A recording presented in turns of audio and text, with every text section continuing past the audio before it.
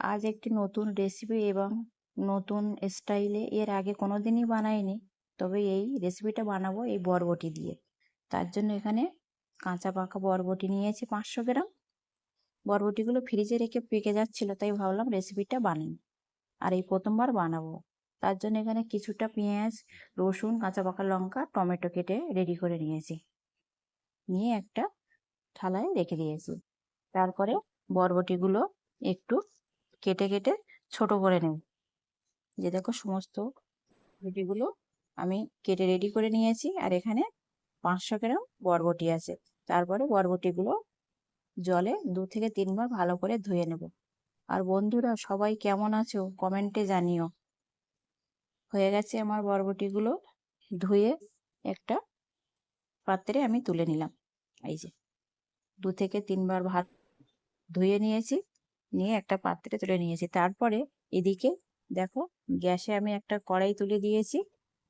এই যে কড়াইটা গরম হয়ে গেছে, এবার দিয়ে দিয়েছি কিছুটা রিফাইন অয়েল। ওই যে কেটে রেখেছি পেঁয়াজ, টমেটো, কাঁচা লঙ্কা, রসুন, ওগুলোই লাল লাল করে আমি ভেজে নেব। দিয়ে দিলাম কড়াইতে। তবে এর আগে আমি রেসিপিটা কোনোদিনই বানাইনি। আমি এক দিদিভাই এই রেসিপিটা বানিয়েছিল, তাই ভাবলাম যে আমি একটু এই করে দেখি। এই যে ভেজে তুলে নিয়েছি লাল লাল করে, ঠান্ডা করতে দিয়েছি একটা প্লেটে তুলে। তারপরে ওই কড়াইতে বরবটিগুলো একটু হালকা করে গরম করে নিচ্ছি। এগুলো সব গরম করে নিতে হবে।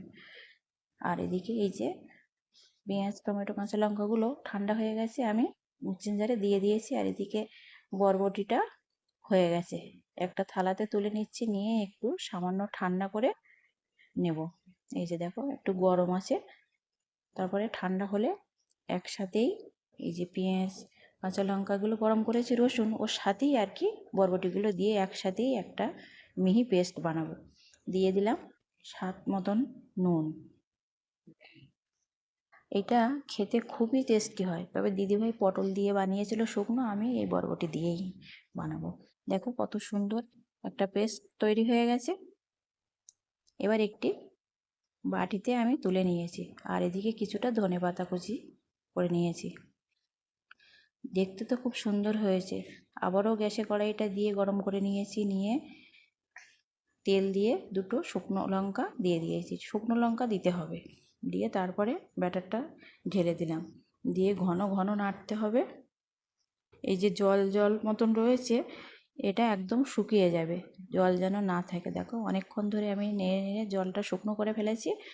আর কিছুটা ধনেপাতা দিয়ে দিলাম কুচানো, দিয়ে অনেকক্ষণ ধরে নাড়তে হবে। আর লো ফ্লেমে করতে হবে যাতে নিচটা না লেগে যায়।